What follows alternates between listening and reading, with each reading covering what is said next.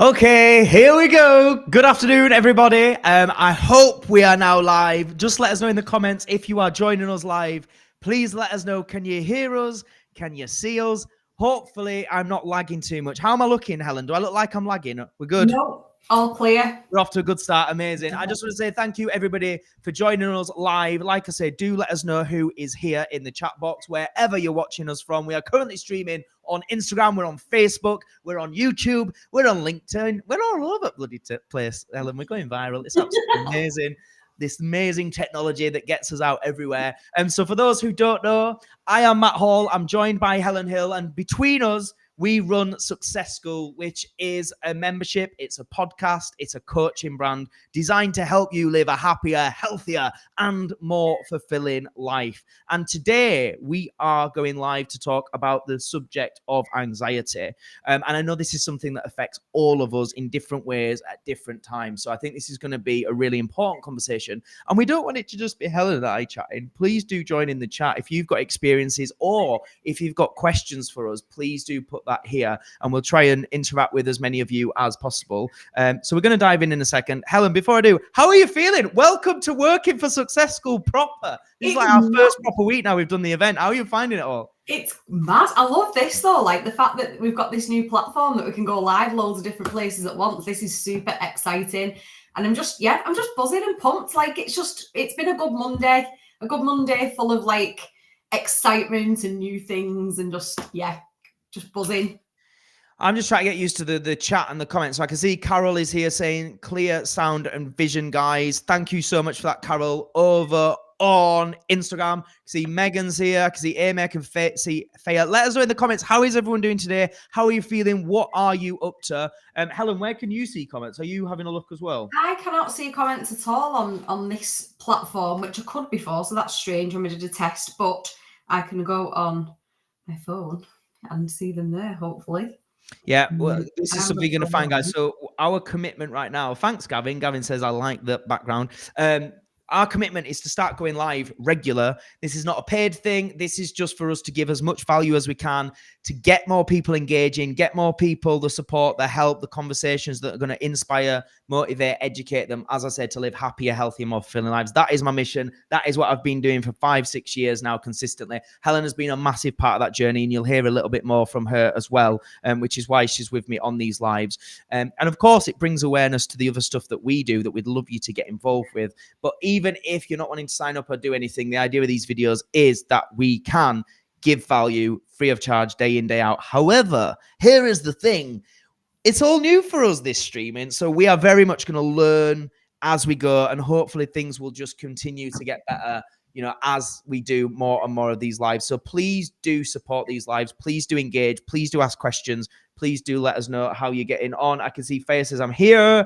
Patricia says, enjoying some much needed sunshine. It's absolutely blooming lovely, isn't it? I'm loving the weather today. I can see that Megan said, hey, definitely like the idea of you going live and helping in many ways. Thank you so much, Megan. So Helen, if you could you just jump on the Facebook and monitor comments there? I don't know if there is any. If you jump on Facebook, I'll jump on Insta and we'll do that. And then hopefully as we get better, we'll be able to see the chat from YouTube and hang on, does that? Right, no, we don't want that. We might be able to see some more. I can see how to comment on the chat, but I can't see how to view the chat. Anyway, we're going to dive in. So first thing I just want to say again, Helen. I've got my Facebook comments open now, so we're good to go. Okay, who's there? Have we got anybody? We've got Lynn. She's saying, hi, Helen and Matt. Hey, Lynn, good to see you. How are you doing today? Let us know. How is your day going? And I want to say, everybody watching live right now, let us know, what has been your experience with anxiety? Is this something that you feel on a regular basis? Is it something that is quite crippling, quite difficult? Or is it something generally you're fine, you never feel? Just to give us a little bit of feedback in terms of who we're speaking to. And also, if you have got questions about it, if there's been certain environments, examples where you're like, Matt, Helen, this is the thing I struggle with. Please, could you give me advice? Do stick that in the comments. And as I say, we'll try and help as many of you as we can today. Let's dive straight in. So anxiety, the first thing that we just want to touch before we go into the 5 ways you can manage it better is, what actually is anxiety? What is it? And I think it's really important for us to delve into this, because often it's not the anxiety itself that's the problem. It's people's misunderstanding and kind of putting it in the wrong perspective, which is something we'll cover. So the first thing I want to say is ultimately the general anxiety that most people experience most of the time is just very simply an emotion. And I think it's important to say that because people sort of carry this label around them, like it's my anxiety or I suffer from anxiety. And what happens with that is often by saying phrases like that and seeing it like that in your mind is you start to kind of give it more power, right? And obviously this is something we'll talk a lot more about in terms of your personal experiences, Helen, because obviously you are somebody with an anxiety disorder, which is very different, right, to general anxiety that most people experience most of the time. So when we're speaking to most people, what we're talking about here on the subject of anxiety is you just need to recognize it's a feeling. And as a human being, we all have a range of feelings and always will have a range of feelings throughout the rest of our lives, right? So that's the first thing. As you just see here, we've got Gary joining. Hi, Gary, over on Instagram. Gavin says, I think people label themselves for having anxiety, but I believe they're just anxious. And I think there's some validity for that for a lot of people. Do you want to just say, Helen, to make it clear, like what would you say anxiety is? And just be really clear about what would you say the specific differences between general anxiety that most people experience and having an anxiety disorder, which is obviously your experience? So I would say, from my personal point of view, and I might be wrong, but general anxiety tends to be situational. So it'll be, like going into something like maybe an unfamiliar situation or being in a situation where there's some uncertainty, like applying for a job, for example, something like that, where somebody's anxiety would kick up because it's either unfamiliar or uncertain or both. Whereas what I think with an anxiety disorder, like what I suffer from, it becomes constant. So there's no trigger, there's no situation that is creating that feeling. It's just there. So it's like that system is misfiring constantly. And it becomes very debilitating in the sense of being able to function or do anything that would be considered just normal day-to-day stuff. For example, for me, like going to the supermarket became something that I really struggled with. And then I ended up with agoraphobia, where I was struggling to leave the house at all because anxiety was just kicking off all the time and kicking up when there was no reason for it to. So I think it's differentiating between those two things, where like actually in a situation where you would expect to feel anxiety if you're applying for a new job, if you're going out of your comfort zone, going maybe to a new event or meeting new people, it's completely natural. Like, you're not going to feel any other way. Of course, you're going to feel some anxiety in that situation. But when it's misfiring and it's happening in situations where, you've been going to the supermarket all your life and all of a sudden you can't go, that's when it becomes a problem. And also when it becomes long-term, prolonged, and it's not just happening sort of then and then it comes down, it's consistently happening all the time. That's how I would differentiate between the two. Do you think there's a lot of people that feel they have anxiety when really they're just feeling anxiety? It's not what you are describing there. Do you think, I don't know if you know anything about the data or the statistics, but my understanding is it's probably quite a small, very, very small percent of the public that actually have an anxiety disorder like yourself. Would you say that's accurate? Yeah, so the anxiety disorder that I have is 1 to 2% of the population. So it's very, very uncommon actually. And obviously it's obviously a spectrum, isn't it? And everybody gets some anxiety, but it's where it's fallen within that spectrum. And an anxiety disorder is very, very different to the day-to-day anxiety that somebody would experience. And although obviously it can overlap, and sometimes it can start off as normal anxiety and then manifest into something much more severe, generally speaking, there is a massive difference. And actually somebody that would say to me, oh, I've got anxiety, I'm like, you wouldn't know it if it slapped you across the face, in all honesty, compared to what the kind of anxiety that I have. There's a massive difference. So what I've found fascinating, and a lot of people will hear more from you, Helen, in the coming lives that we do, but obviously you've been as a client of the Success School membership for, is it around 5 years now that you've actually been in that? Yeah. And obviously alongside the obsessive compulsive disorder and the anxiety disorder, you've been working in Success School, and then you've gone and, worked specifically on those things through therapy as well. Do you want to just share a little bit about how Success School and the coaching element has actually informed and helped the work you've done with your therapist? Yeah, so I have obsessive compulsive disorder, as Matt said, and that requires a certain type of therapy. There's like a gold standard therapy for that called ERP, exposure and response prevention. And ultimately, that is being exposed to your triggers and sitting with it essentially and learning how to cope with it. And to go into that therapy, there is only about a 50% retention rate, because obviously it is extremely difficult to go into that therapy. It's extremely challenging to have to put yourself, and it's not just fear, it's phobia. Do you know what I mean? It's massive levels of absolute paralysis fear. And having to put yourself into that is very, very scary. But all of the work that I did with Matt in Success School in terms of mindset and learning to overcome myself and learning to sit with discomfort, learning to choose the harder path rather than the easier path, all built this mindset where I was then capable of going into this therapy and actually seeing it through. And I had actually been through that therapy before and not had really great results. This time, my life has completely changed and I have overcome so much. But my therapist kept saying to me, it's your mindset. If I could bottle your mindset, I'd be a millionaire, because it's this ability to not choose the easy option, not choose the sort of, I can't think of the best way to describe it really, but it's that ability to overcome yourself essentially. And that's what working on my mindset with Matt gave me the skills to do. So those skills I went to ERP with, which made ERP a lot easier to actually go through and stick at. And it was really interesting feedback for me to hear that, because obviously I've coached for years, but the things that I've trained to do is, mindset, life coaching, NLP, timeline therapy, hypnotherapy, but not traditional therapy or specific therapies like what you're referring to. And I remember the feedback you gave me was the amount of parallels between what I coach and this, real high level therapy you was getting. There was a lot of commonalities, weren't there? Yeah, massively. Because a lot of what you teach is this, like essentially with the RP, what they get us to do and get us to see is that, and you're going to go into this more in this call now, but essentially like what you are feeling is an emotion. And it does have a ceiling. It doesn't feel like it. It feels like that anxiety is going to keep going up and it's never going to end.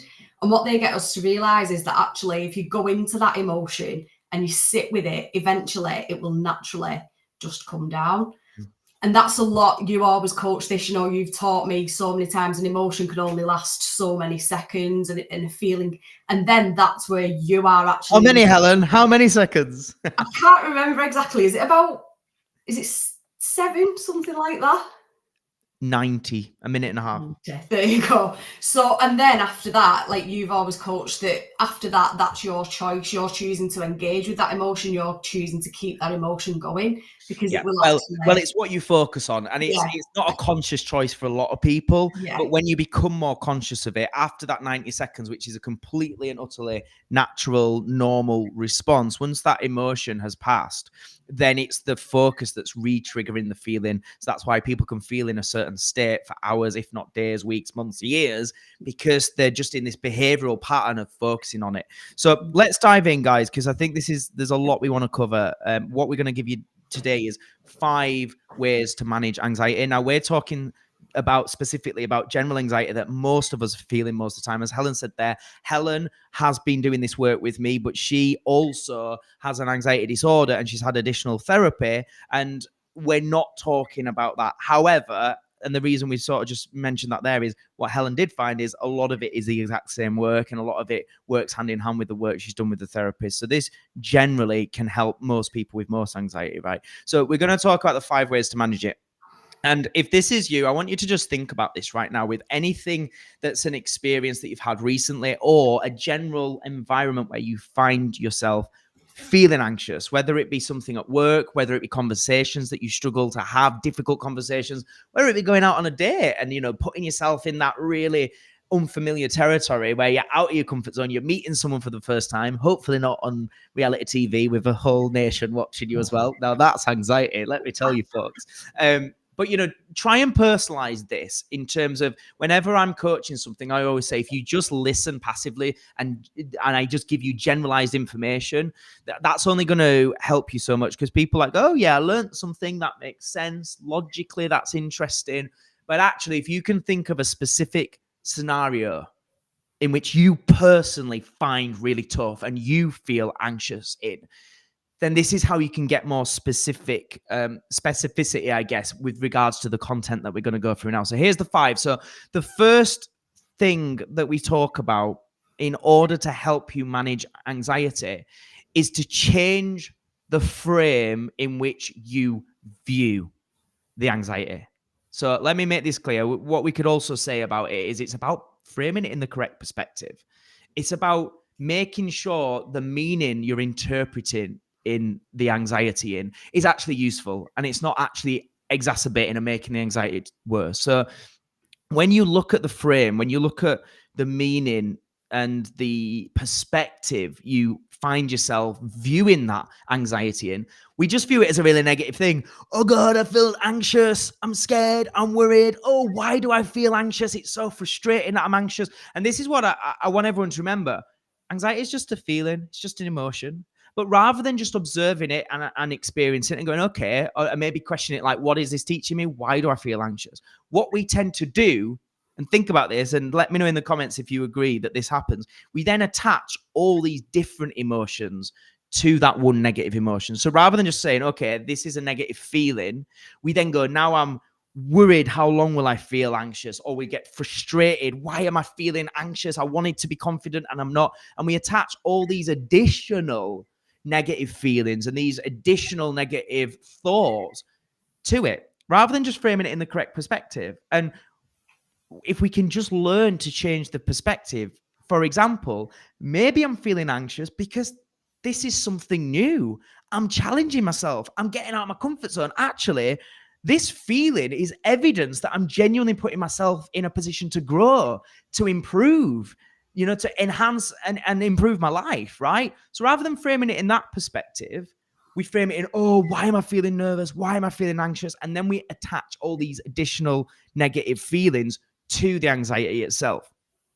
What we could also do is just frame it in the perspective of, is it anxiety or is this just excitement? This is just nerves because I care, because I really want to do well, because this matters to me. And actually, it's just excitement bubbling around, because anxiety and excitement pretty much feel the same. It's just the perspective. It's just the way that we frame that feeling and that emotion that changes it. And I think the other thing to look at in terms of the correct perspective is the bigger picture.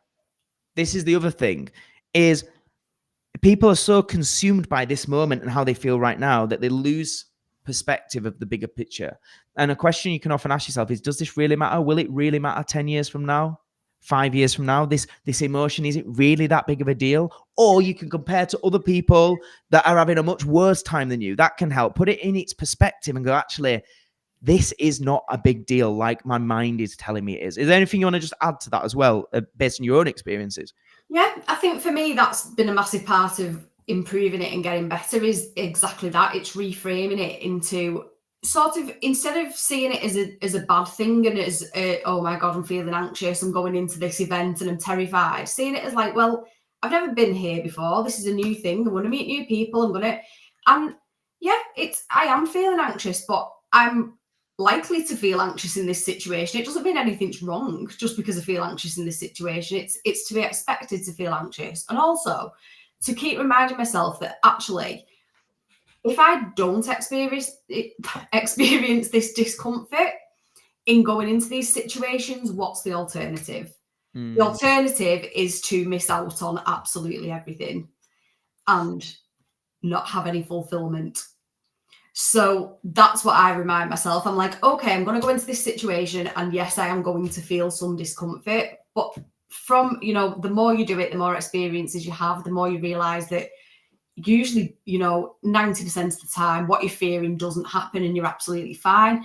And secondly, that fulfillment that I get from going into those situations is worth experiencing that discomfort.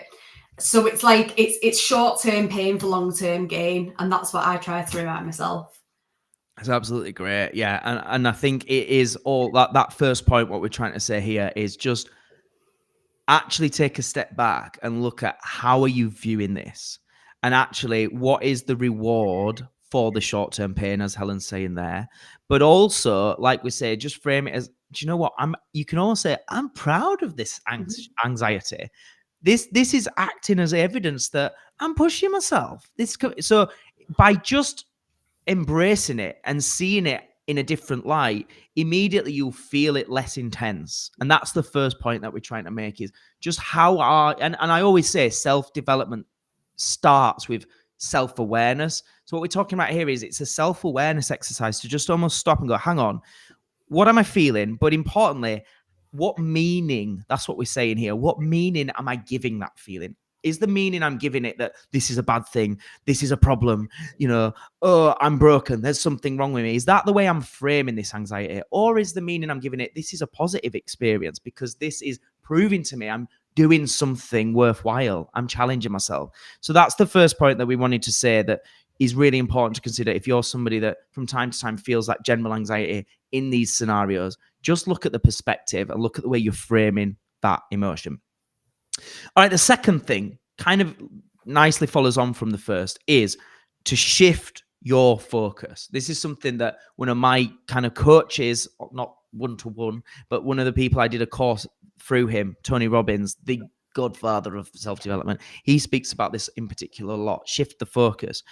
And what we're referring to here is, as Helen spoke about earlier, general anxiety is usually situational. It's usually you are going through an audition or going for an interview for a new job, or you're going on a date with somebody for the first time. So the situation that you're in and the thing you focus on within that situation creates this feeling and triggers this emotion of anxiety. So what we need to do really is look at that. What are we focusing on? And what you'll find often in the case of anxiety is you are focusing on, and this is the key line to remember, you are focusing on an imagined future where things go wrong. Right? It's made up. It hasn't bloody happened yet. But we're, in other words, thinking of the worst case scenario. I'm going to go on this date. They're going to hate me. They're not going to fancy me. I'm going to say something stupid. I'm going to look like an idiot. It's going to go horrible. I'm going to lose my self-worth, my self-confidence, and my life's going to be awful. Literally, that's what you're focusing on. How are you going to feel if that's what you're telling yourself, right? And it's the same with anything, like doing a live on Facebook, doing your first podcast, standing on stage, whatever it is that's creating anxiety for you. Be mindful of what are you actually focusing on? What is the scenario you're playing out? And what we say in terms of shift your focus is you can either change that imagined future and focus instead on, well, what is the best case scenario? Like, how well could it go? How amazing could it be? What incredible things could come as a result of doing this? By shifting your focus from catastrophizing over the worst case scenario to all the amazing, incredible potential benefits. And remember, both is just a made up scenario. None of it's happened yet, but immediately you're going to start to alleviate some of that anxiety. Now, for some people, rather than focusing on the imagined future going wrong and shifting it to the imagined future going right, they struggle. They struggle to do that. So if you're struggling to imagine a positive outcome, what I'll often say to clients is, well, rather than it being an imagined future, focus on evidence that genuinely happened in your past, where you did achieve something substantial, where you did push outside your comfort zone, where you did overcome a fear, where you felt proud of yourself, where you were like invincible, like, oh yeah, I've done it. And really take yourself back to that time in your life where it was a positive outcome. And I often say, like, if you can, is take a moment, like, I work, as you know, a lot actors and people that are building brands and businesses, and they often have to do things in public, like auditions or standing on stage and things like that. And I'll often say, like, if you can, just take yourself off to a quiet spot, or do this in the car or on the train toilets or something. Just take yourself away and find that time in your life where you were really proud and it did go amazing. And as best as you can, go back to the feelings you had in that moment. And I'll often say, close your eyes and as best as you can, see what you saw, feel what you felt. hear what you heard, be in that moment, breathe through it, and imagine you're reliving that very real experience that you're drawing upon. And again, by just doing that, by taking yourself to a time where you were feeling invincible and you were feeling proud and it did go amazing and you did get the outcome that you hoped for, which, by the way, we've all had those experiences. If you find it and you re-experience it as best as you can, immediately it's going to shift how you feel. And it's going to change that anxiety a little bit. So these are kind of the shifts the focus. You can shift the focus to, rather than it worst case scenario, think about how good it could go. And if you struggle with that, shift the focus to a past experience where something did go amazing. Yeah.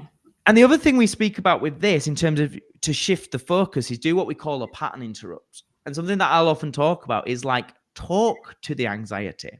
Because what that's going to do is you're just in a behavioral pattern of catastrophizing potentially about how bad it's going to go and so on and so forth.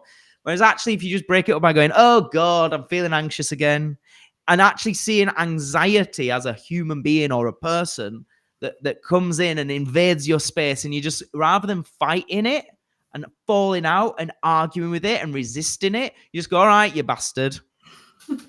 In you come, you've been here before, you'll be here again, you always leave, it's just an emotion. And actually by doing it, I did this before when I went through some really tough times and emotionally I was struggling. This is quite a few years ago.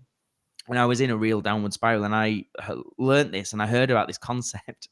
And I remember doing it and I remember literally laughing out loud. Like I was feeling really overwhelmed, anxious. I was feeling really sad and down. And I was like, oh, right, I'll just try it, you bastard. Come on, you fucking piece of shit. In you come. And then I just heard myself talking to my anxiety and in a silly voice and swearing at it. And it literally made me go, this is daft. And just that. Yeah. This is daft.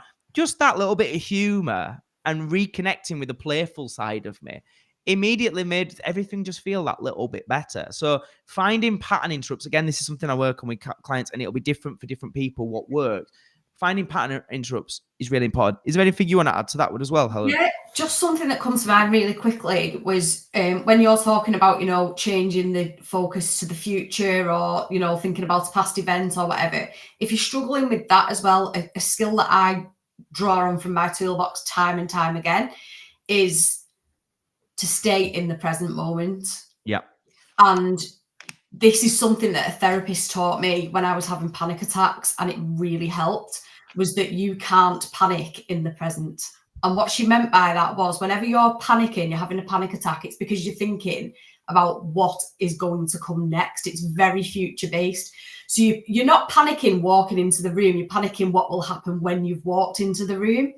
Or you're not panicking about getting on the train, you're panicking what will happen when you're on the train.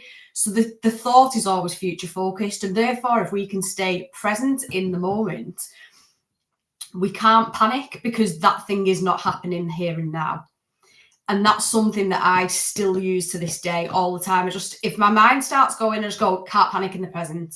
And I pull myself back to, am I okay right now? Right this second, is that bad thing happening? No. Okay, next step. Right now, is that bad thing happening? No. Right, next step. And that is sometimes how I have to deal with myself to get myself into a situation, because it just pulls, like you said, it's just shifting that focus, isn't it? Away from that future perceived, imagined threat that actually isn't happening. It's just all in your head. It's a catastrophic thought that's in your head, and keeping it in the here and now. Is this happening now? No. And that's how I deal with myself all the time. Great. Absolutely brilliant, that. And I think these are the things that I just want to reiterate are only going to work if you do them. I think that's really important to say, is you can listen to this and be like, oh, this makes sense. But it's really important, like I said earlier, self-development comes from self-awareness. It's really important to be aware that when you start to feel this emotion, and again, different things will be more effective for different people at different times. It's about pattern interrupt. Where am I thinking? Shift my focus. Bring it back to the present. Am I okay in this moment? Yes, I am. Like Helen's saying there. Or what we're talking about is, hang on, how am I viewing this anxiety? Is it really a bad thing to just feel nervous about doing something that's pushing me and challenging me? So all these are helpful thoughts, because ultimately the anxiety is just coming from a thought. This is it, emotion. And also, it's that thing of it's the primal part of your brain, isn't it? Trying to protect you because it's going, look out, have you thought about this? And it's just trying to look out for us. But as I've said before in a bit of a jokey way on some of our coaching calls, is your brain's a bastard, right? There's a primal part of your brain. It's a little bit outdated. It's still thinking there's a saber-toothed tiger going to kill you when actually it's not. You're just going live on Facebook or you're just going to a job interview to see if you can get a different job. Like, it's not that big of a deal, but our primal part of our brain that is sole focus is not to make us happy. It's to keep us alive. He's going, whoa, have you thought of everything? And it's just a lying bastard making you panic for no reason. So this is what we're saying. It's about challenging that. It's about coming back to the presence. It's not about just accepting those thoughts and feelings as being factual, right? Yeah.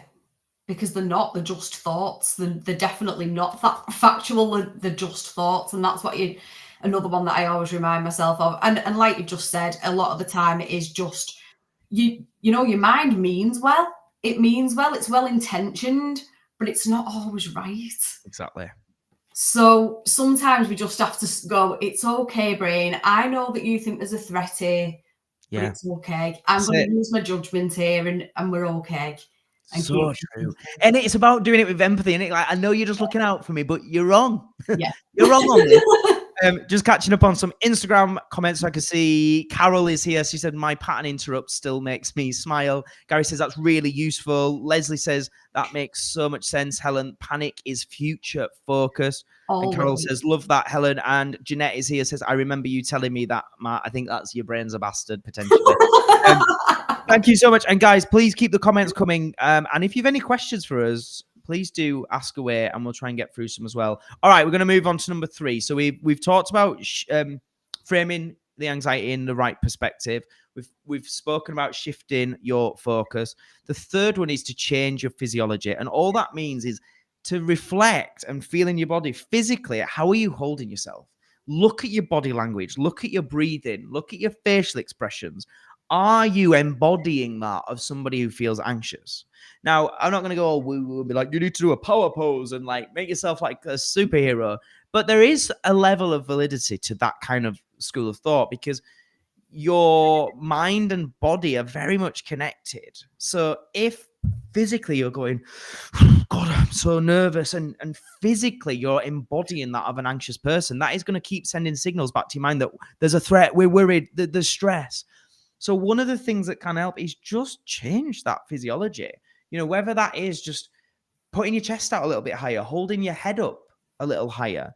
And I think a big one that is really useful is breath work, right? Just, I mean, I don't know, is that something you've any experience with Helen, is working through the breath? And is there anything you can share about breath work? Huge. For me, yeah. Breath work, guided meditation, yoga, absolutely huge. All 3 of them in managing anxiety, because very often, especially like with me where it's more of a panic disorder, learning how to control my breathing stops it getting to that level where it becomes panic and it stays at the point where it's anxiety, which is far more manageable in the moment.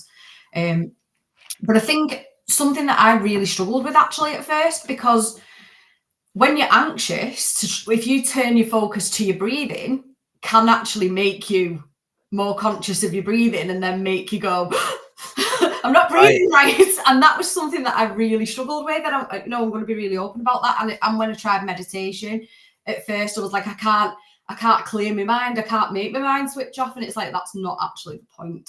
Yes. The point of meditation is to learn to separate and observe the thoughts, not to try and make them go away. So it's detaching from them and letting them be there, but letting them. So yeah, all of that, definitely. Breath work, something that I come back to a lot. If I feel myself getting panicked, I'm like, how's my breathing? What am I doing? And I just have a couple of quick things that I can do that where I'll like breathe in, hold my breath for a minute, long, slow exhale, out, things like that, and it will just bring the anxiety level back down to a more normal level rather than going into panic. Love that. I'm just catching up now on the comments, and like I say, anybody that's here now that wants to ask anything, please do. What we're going to do is We're just going to play a little video now. I know that Carol is here watching live. One of the things when we talk about like dealing with anxiety, pushing out your comfort zone, challenging yourself to grow. Obviously, Helen, you are a massive, massive shining example of somebody who's been on an incredible journey over the last 5 years. But somebody who's joined us more recently is Carol. And I know you're in the chat. So hi, Carol, give us a wave. And you shared quite vulnerably and openly your testimonial of working together just recently, and it's something we've posted out, and I know the feedback has been absolutely incredible. But something Helen and I was discussing before we was going to do this live is how frustrating it is that people have no attention span in the modern world, and they just constantly seeing videos pop up on Instagram and so on, and they don't really watch things properly. So we thought, while we've got people on this live, please do just take a few minutes. We're just going to play Carol's video because this is a really good example of somebody who has been pushing out of their comfort zone, who has really overcome an awful lot of anxiety and continues to manage that and continues to push herself and continues to achieve some incredible things despite having some really horrible, traumatic experiences that she's been through. So we're just going to play a little bit of this now. But we have still got 2 more tips that we want to share after that video. And we got a little bonus tip that we're going to share as well. So please do just take a few minutes, watch this video, guys. And anybody that's watching live, do use this opportunity. If you have any questions and anything you want us to go deeper on while we're here, please put that in the comments. And then we will share the final few tips and answer any questions. But for now, check this out. This is Carol just sharing a little bit of her journey and indeed the work that she's been doing the last 7 months. I just wanted to come on here and give a huge shout out to Matt Hall. I decided to pluck up the courage thanks to Jeanette Sanderson's recommendation. Thank you. And I took a one-off call. I wasn't expecting to actually open up on that first call, that first hour. But Matt is wise beyond his years. He instinctively knows exactly what to say and how to say it. His intuition and reading people, his skills are absolutely phenomenal. He got me to open up about something that I have never opened up about, never talked about to anybody. Had a lot of limiting beliefs around it because to the one person that did know what happened, they left me because of it. I was on antidepressants when I met Matt and didn't really care about life. I'd had breast cancer, then I'd got growths on my spine, and I just thought, this life is shit and I'm not bothered. However, within 2 weeks I was off the antidepressants. Matt was getting me to go out for a little walk every day. I couldn't walk far at that time. In fact, if I went anywhere, my friends were having to push me in a wheelchair because I literally couldn't walk more than maybe 20 or 30 steps at a time without having to stop because the pain was so bad in my back. And a lot of that was down to obviously the growth, but also the extra weight because I'd eaten myself because I wanted to become invisible to the world. And it had worked. But now I go out for a walk twice a day, every day. I'm doing other fitness things that I would never have thought about doing. I'm eating better. I'm eating healthier. I'm losing weight. Mentally, I would not be talking to you right now if it weren't for Matt. But I had PTSD, it turns out, from something that happened many years ago. A violent rape. And then my partner left me because of it. So I was dealing with a lot of trauma. And through timeline therapy and various other things, we discovered a lot of other issues along the way that were so hard to deal with. I felt like quitting some days. Honestly, I really did. But Matt goes above and beyond. Doesn't let you quit on yourself. He really doesn't. If you need a kick up the backside, you get one. Honestly, you really do. But he does go above and beyond. He's so supportive, so encouraging. Yeah, it is unbelievable. The person that's now talking to you here now, totally different. I started a little business. I sponsored his last event yesterday. Oh, God, who is this person? I am just in a much, much better place. I now want to write a book. I've started writing a book, actually. about what happened to me. I also want to help a lot of other people and record a podcast and actually say what happened to me, send it out, maybe get people to include it in universities and colleges to try and give someone else hope that may have been affected by a rape, or even prevent one happening, making people more self-aware. None of this would be possible without Matt Hall. None of it, because I don't think I would even be sat here if it wasn't for Matt.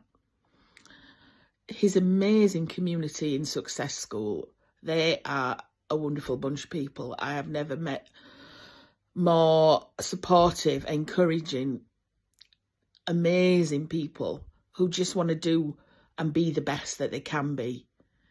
And they are your biggest cheerleaders. We all have each other's back. It is an absolute family. But that's down to Matt.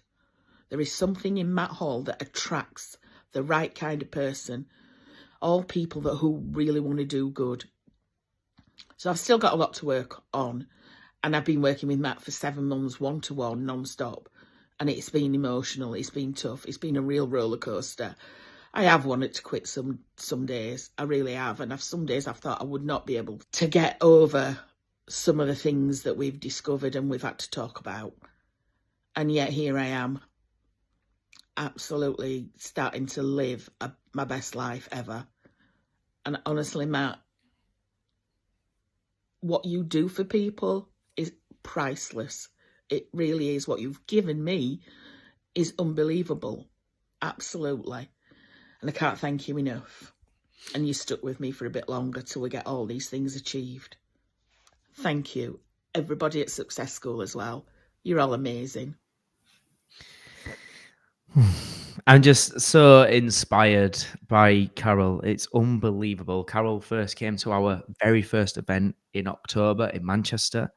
And then shortly after that, I think she booked that one-off call. And I mean, the transformation in her has just been incredible. And it really is unbelievable, really, to think in just a short space of time, when you think of how many years Carol, was struggling with certain things and not dealing with it in just 6-7 months. I mean, what an amazing! She's now got a business. She sold out she sold out of her cakes and everything. Anyway, I just want to go through some comments on Instagram. I can see that Jeanette said, so proud of you all. Leslie has said, Carol is my inspiration. Carol says, you don't give me a choice but to move out of my comfort zone. Jeanette says, oh my goodness, sat watching, getting ready to teach a class and I'm nearly in tears. I'm so unbelievably proud and grateful for Matt and everyone I've met along the way. And Carol said, that's made me emotional. You buggers didn't warn me. No, we didn't. Sorry, Carol. I genuinely feel the emotion here. Absolutely amazing. And just a massive shout out, Carol, because I always say, whenever I'm coaching, I always say, it's not really about me. It's about you, the person. I can tell you what I think you should be looking at and focused on and considering. But ultimately, unless you do the work, you're not going to get the results. So that's a massive thing. And we're all so proud of Carol. All right, so let's go back to the tips that we're giving today in terms of how to better manage anxiety. If you're just joining us, we are talking about this subject with Helen, who is our community manager at Success School. But Helen herself has been on a journey as a member of Success School over the last 5 years. And she is somebody who, I mean, do you want to just give a quick list of some of the stuff you've achieved in the last 5 years, which is pretty insane as well?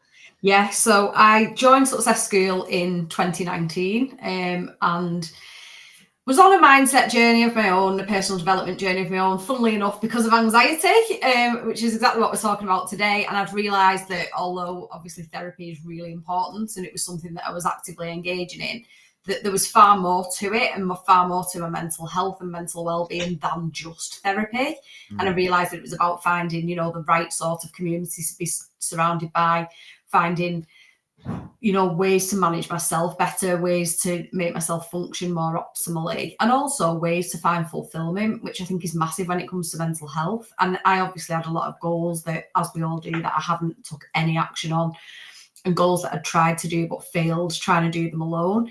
So I came to Matt with some goals. The biggest one was to write a book, which was something that I'd always wanted to do, but just didn't have the consistency to do it. I just couldn't have the self-discipline to do it.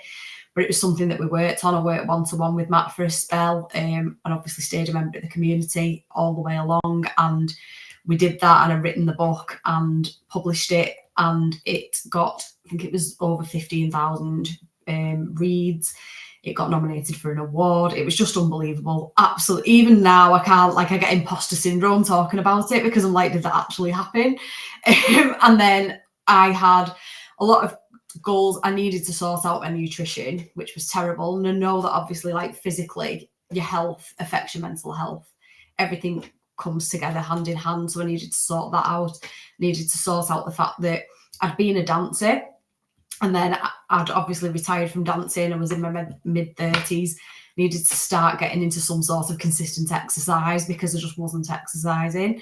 So we did all that. And then I had smoked for 20 years plus, quit smoking. It's just been never ending. And obviously probably the biggest one for me in terms of my quality of life is obviously overcoming the anxiety disorder that I've had for 18 years and has really held me back and caused me massive problems and distress, and held me back in pretty much every area of my life. But, you know, it's just like Carol's video. It sounds too good to be true. You sit here talking about it and people think, oh yeah, like really, really, this has been the case. And it's just been unbelievable. I can see on Instagram that Carol said, bloody amazing, Helen. And Leslie has put, what is your book, Helen? It's actually not up at the moment because I've took it down to re-edit it. But I will send you the link when I've re-edited it. It was something that I've been meaning to do for years. And the other week I was talking to Matt about it, funnily enough, and I thought I need to do that. So that is on my things that I am doing at the moment. But it's actually a teen romance. It's called Spilling the Tea. There you go.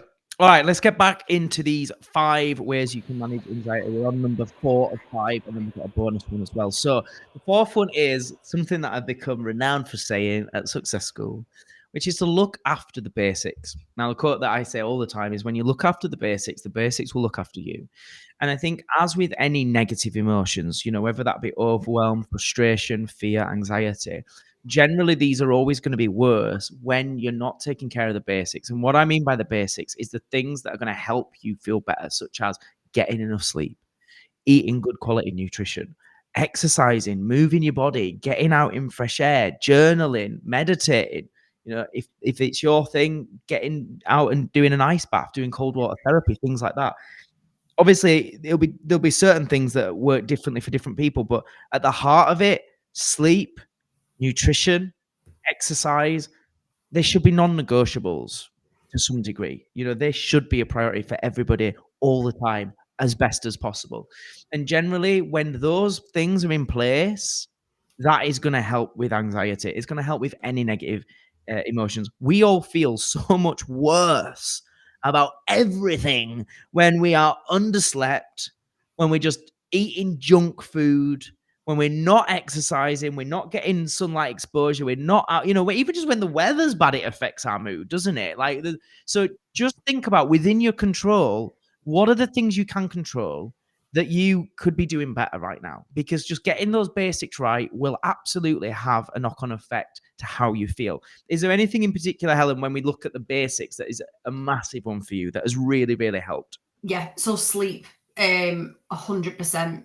If I haven't slept well, I find it really, really difficult to handle those thoughts. And that is when it will escalate to panic attacks and things like that, because it's just, like you just said, those negative thoughts, and we all have them. We all have intrusive thoughts, whether you have an anxiety disorder or not. Obviously, mine are up there, like ridiculous, but everybody does have them. And it's actually been proven that the frequency of those thoughts is higher when we haven't slept. That is indisputable. So we need to make sure that we prioritize sleep, but also, like you've just mentioned, nutrition, in terms of, like, if we're pumping our bodies full of sugar and complaining that we feel anxious, like, you know, caffeine as well is another big one. Sugar, yeah. Nicotine is another one. People, oh, I have to smoke, it calms me down. It's a stimulant at the end of the day. Yeah. Great. So these are things, again, they might just sound obvious, but it's like, are you doing them? And are you taking them seriously? And if it is things like sleep, it's not just about, oh, I need to get more hours. It's about the quality of sleep. So things like having a caffeine curfew where you're not drinking caffeine past lunchtime at the latest. Things like having an evening routine, things that are going to help you to unwind, to relax, to switch your brain off so that you are getting into that rest and recovery sort of state mentally and physically as well. So really protecting your sleep is one of the biggest things. A lot of you that have followed me for years know my journey and know that for some of my journey, I was being taught this whole thing of no days off and get up at 5 a.m. and sleep when you're dead. And this is how you become successful. And I just could not disagree with it anymore. I think there's a time and a place if you're looking to achieve some big things on a big scale where you do have to put in the hours and it's not going to be perfect. As with everything we're going to discuss, there's nuance and there's circumstances where you do have to change things slightly. But as an overall rule, if you're spending most of your life underslept and just grabbing whatever food and not prepping good food and not really exercising, and then you're saying you struggle mentally in any way, I think there's a big clue in that to really look at that. So I think routine, I think evening routines, morning routines, if you're struggling to get exercise in, can you just do a small routine in the morning and make that a bit of a part of what you do? Again, it's going to be different for each individual, but it is about personal responsibility, taking that responsibility to say, what can I control? What am I not focusing on enough? What am I not doing enough of? And bit by bit, starting to make those changes to those basics. So that's point number 4. Point number 5 is, and I want you to speak about this, Helen, because I know you've got a lot of personal experience with it, but ultimately, we talk about anxiety and we can get into this sort of mindset of being like, oh, if you're anxious, you need to rest more, you need to do less, you need to look after yourself. And of course, all that is true to a point. But also on the flip side, you need to push yourself if you're feeling anxious. You need to take action. You need to get out of your comfort zone. Now, this might sound counterproductive. You think, what? So, Helen, as the person who's, gone through having an anxiety disorder, which is quite extreme, it's not just general anxiety. Do you want to just talk a bit more about what we mean with that? Yeah. So a lot of anxiety comes down to avoidance. Mine definitely did. So I want you to think about, like, say you get a letter and you need to, it's bad news letter and you need to make a phone call and you're like, I'll do it tomorrow. Come tomorrow, twice as hard to make that phone call. Come the day after, 3 times as hard to make that phone call. Come a week, you're not making that phone call. And all that time thinking about it and worrying about it, it's in your conscious when you're sleeping, subconscious, sorry. Yeah, because we ruminate on it and then we catastrophize more and we come up with more worst case scenarios of what the outcome's going to be and things like that. And so that's a very simple, basic example of it, but I think something that we can all relate to because we've all been there and done it, where we put something off thinking I'll be in a better frame of mind to deal with that tomorrow, and actually we're in a worse frame of mind to deal with that tomorrow. Right. And it continues. But for me personally, I think what I've had to really learn is that it's inevitable. If you're going to grow, if your life's going to improve, if it's going to change, if you're going to meet new people, you're going to take on new responsibilities, activities, whatever, being outside of your comfort zone is inevitable. That it's something that you're going to have to do. And I'd say even more, it's necessary. And so coming to terms with that and accepting that and having that self-awareness to realise that has been huge for me. And really something, to be honest, it's only happened this year. To the biggest extent, it really has only happened this year. But it's accepting that it's necessary and it's not necessarily negative. And that has been a massive turning point for me. It's like, I'm going to be out of my comfort zone doing this thing scares me, this thing. But actually, 90% of the time, it turns out to be a really, really positive thing. Yeah. And all of those thoughts and all of that fear and all of that self-doubt, which is what comes in and holds us back, it's learning to move through that. It's learning to tolerate uncertainty, which is ultimately, any goal, anything that we want to achieve, anywhere we want to go, anything we want to do. If we've never done it before, it's going to be shrouded in uncertainty. Yeah. But actually, like you were saying earlier on about reframing things, is uncertainty actually a bad thing? because you go into an event, you might meet the love of your life. It could all turn out to be the most amazing thing ever. You know, you go for a job interview, you could get the job and it could change your life for the better. There's a million and one ways in which uncertainty actually, generally speaking, if we didn't have uncertainty, life would be so boring and unfulfilling. You know, we need uncertainty, and that's something that's took me a long, long time to get my head around, and something that I've battled with for years. Is like I was trying to create certainty in an uncertain world. Correct. Everything in life is uncertain. Life itself is uncertain. And to try and, like, I said it to one of the other members of Success School the other day when we were in Leeds, actually, at the event, and she was asking me my opinion and my advice. And I said to her, best thing I've done is drop the rope. And she was like, what do you mean? And I said, just trying to cling to everything and control everything. And like, once I dropped the rope and I stopped trying to control the uncontrollable, that's when my life improved. It's like one of Matt's favourite sayings, focus on what you can control, not what you can't control. Yeah. Just trying to control what you can't control, it's not going to end well. And we speak, don't we, about the 6 human needs, which is something I was trained in via the Tony Robbins coaching. And we look at what are the different needs ultimately that drives our behaviour, drives why we do what we do. And one of the needs that we all have is certainty. To some degree, we all need certainty. But another need that we all have is variety, which is just another word for uncertainty. So we do need both. But here's the important thing. Out of those 6 human needs, one of the worst ones that you can value high. So we talk about having the hierarchy of needs, which in other words, we talk about what is the order of importance that you place value on these needs. If certainty is high on your list of importance, if certainty is something you really value, you are going to have a challenge in life. Because as you just said there perfectly, Helen, you know, you're trying to have certainty in an uncertain world. So it's about actually having comfort in discomfort. It's about becoming comfortable in the unknown. That's a skill that we have to learn. And we were speaking about that, weren't we, about when we were talking about preparing for this session. Discomfort is unavoidable. Yeah. Because if you stay in a comfort zone trying to avoid discomfort, you will become uncomfortable there. You will probably, you know, if you're in a comfort zone, you will never achieve anything. You'll never feel a sense of pride, confidence, self-worth, self-esteem won't grow. You'll probably put on a lot of weight if you're just in a comfort zone and you're not challenging your body. And, you know, if you're just eating cake because that's what you like and you fancy and it's comfortable. So discomfort is unavoidable. It's just choosing the discomfort. Do you want the discomfort of pushing yourself to challenge that anxiety, to push through it and to overcome it? Or do you want the discomfort of staying the same and just, you know, staying with the easy comfort? I talk about hard life, easy choices, don't I? I say, if you are consistently choosing the easy route, that will compound. And over time, you will find you have a hard life. If you constantly choose the easy route to avoid difficult conversations, to avoid going to the gym, to avoid having the discipline of eating healthy, to avoid pushing yourself to start that business or, you know, make more money or whatever, over time, your life's going to be harder because you won't get fitter and healthier. You won't be stronger. Your relationships won't be growing and blossoming. You'll still be around the people you don't want to be around, having people put you down perhaps.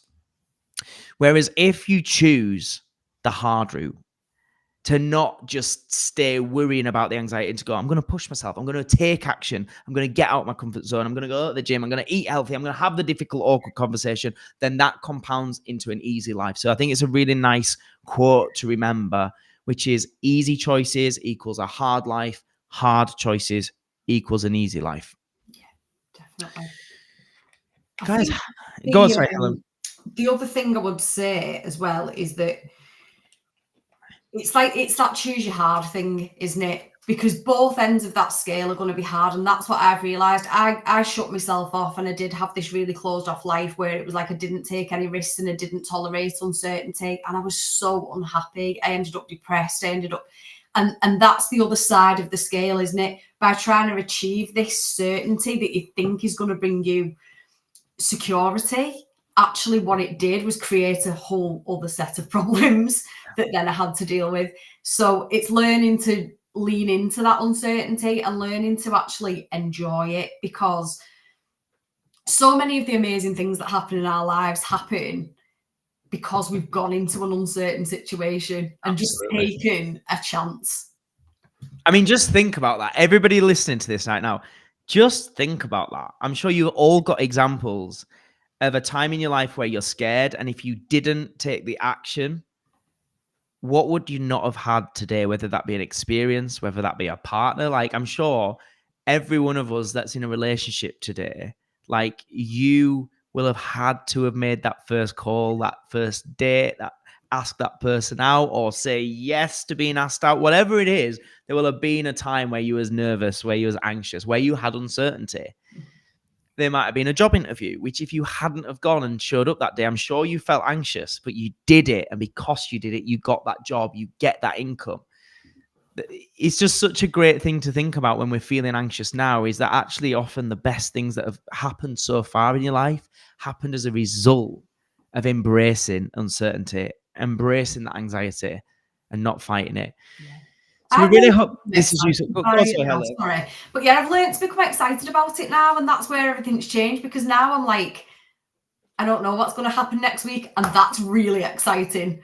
Because it could be something really good, and it's just taking that negative frame off it, isn't it? Of like, I think with anxiety, there's a lot of dread, and there's a lot of doom, and there's a lot of fear.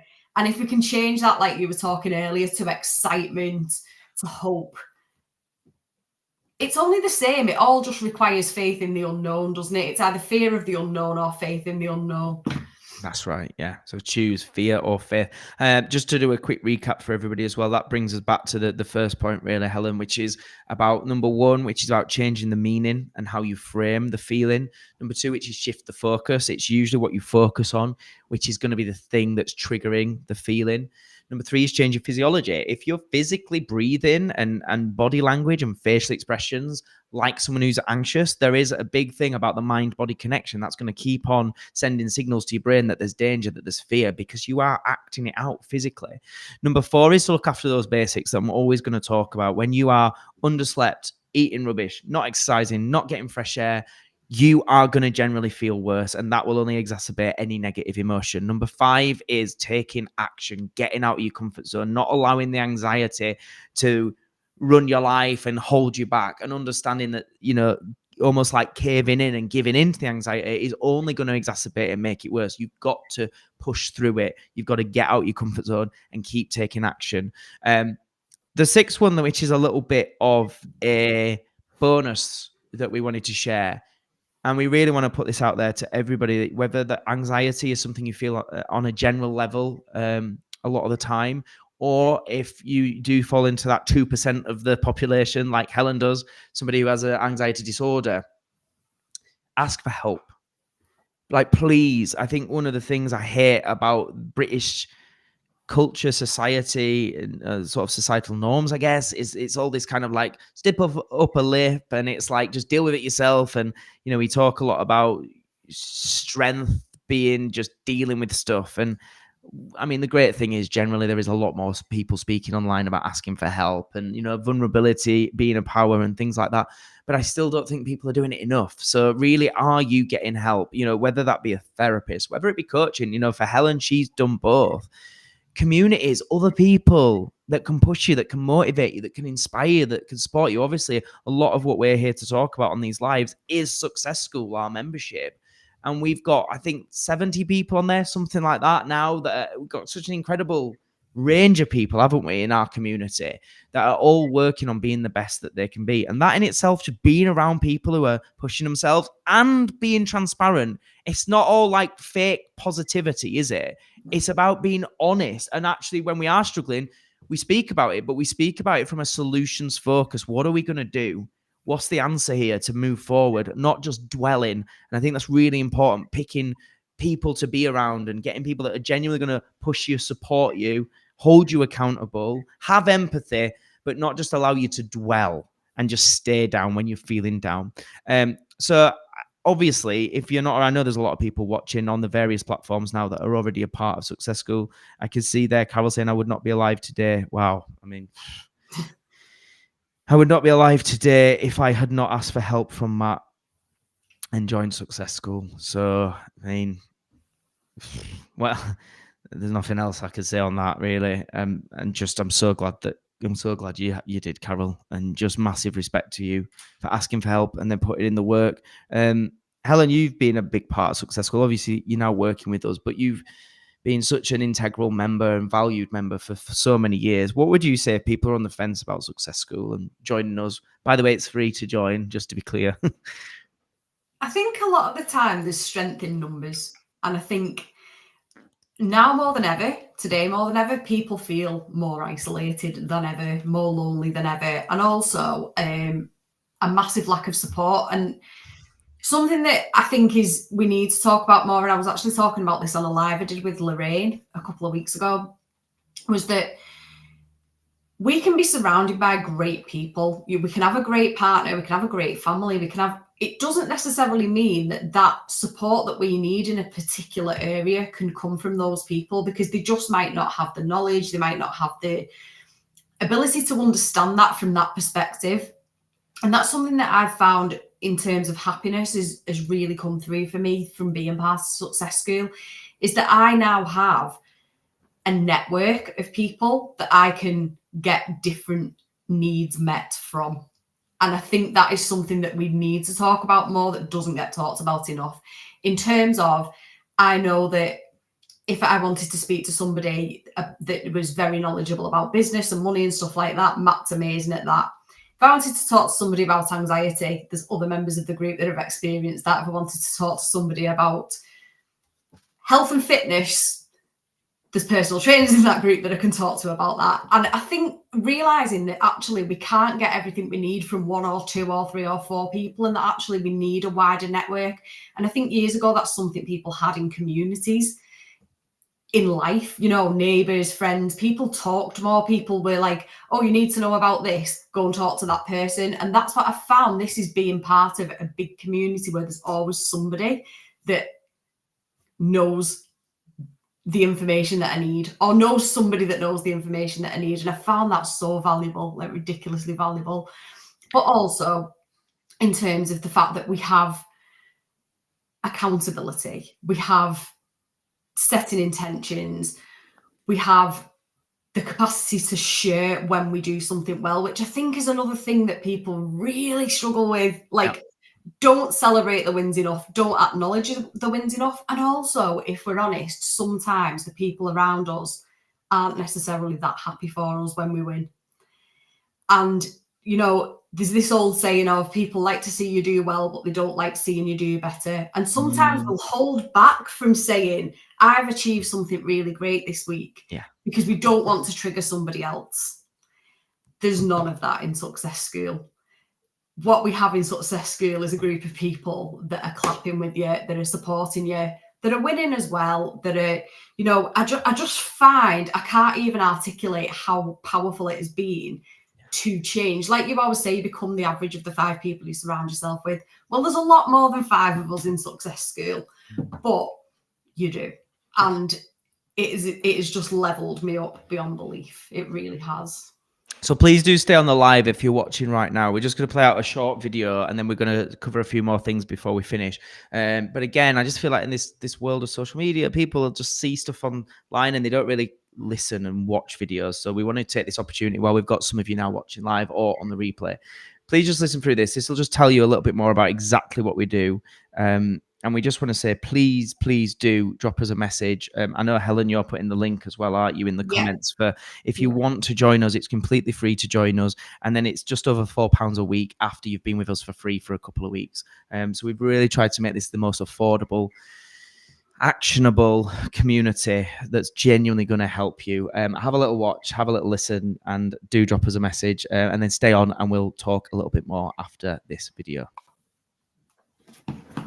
Okay, so if you are watching this video, that means there's still the opportunity to join us here at Success School for a completely free trial. When you join this membership, you will get instant access to over 50 training videos that are all taking you through exercises and teaching you how to understand your own mindset. We look at high performance psychology. We look at science-backed formulas for success. And there's also training videos in there all around how you can build multiple streams of income, set up side hustles, build a business, marketing, sales, and so much more. When you join us, you get access every single month to our live Zoom calls with guest speakers, where you don't only have the opportunity to listen and learn from them, but you can also jump on camera if you wish and actually ask your questions to these experts so that you can get their advice on the things that you need to be doing. In addition to that, there's also group coaching sessions every single month on Zoom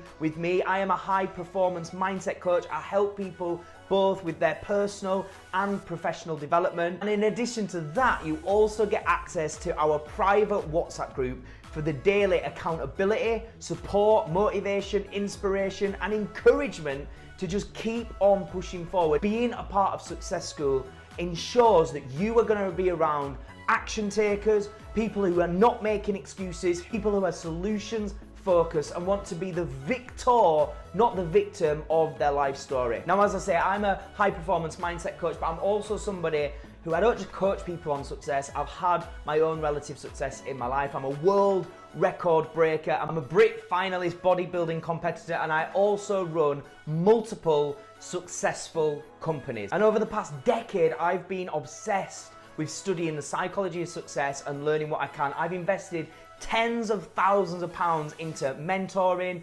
courses, getting qualified. Literally everything I coach has cost me personally, in just the last few years alone actually, over £50,000. And I believe that this information and indeed the support should be way more affordable and accessible, which is why I have tried to make the most affordable, accessible and results-based resource / community on the planet. It's completely free to join right now, immediately, if you're still seeing this video. That means you can get access to everything I've just said for 2 weeks. You've got 14 days access to be on the live Zooms, to work through the training videos, to join us in the WhatsApp group and just get a feel for it. And if you can see the value at that point, if you want to stay a part of it, it will become just a £19 a month subscription, but you can cancel at absolutely any time. If you sign up now, you will be asked for your bank details just to create a proper account, but you will not be charged a penny today. You'll get instant access to everything I've said for 2 weeks. At the end of those 14 days, if you want to stay a member, it becomes £19. You can literally cancel before the trial ends and it will not cost you a penny. One thing I've learned about people who are successful is that they are people who take action on opportunity. Are you that person today? You've got zero to lose, only an opportunity to potentially gain an awful lot. Click the link now. We will not be continuing this free trial forever, so take action while it's still there.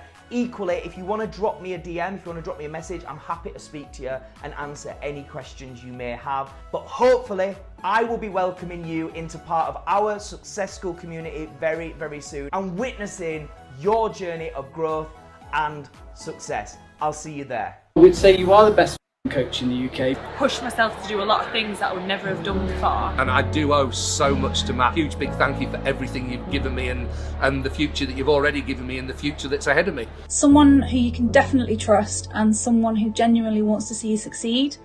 And the only thing I wish I'd done differently is speak to him sooner. So I can't condone it enough. I got in the best shape I've ever got in. I'm in the best mindset, the confidence, the self-belief. Plan is all there now. It's been the best year of my life, and I've achieved so much, and I'm so proud. I'm in such a better place than what I was before I had a coach. If you're serious about changing your life, then Matt is the person to go to. Matt is your coach. There we go.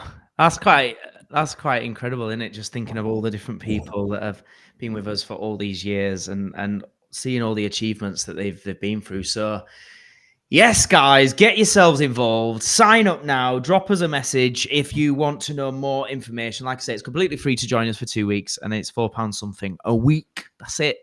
To stay with us, you get a coaching call every single week, as well as being part of our incredible community and all the other stuff that we have going on in your members only area.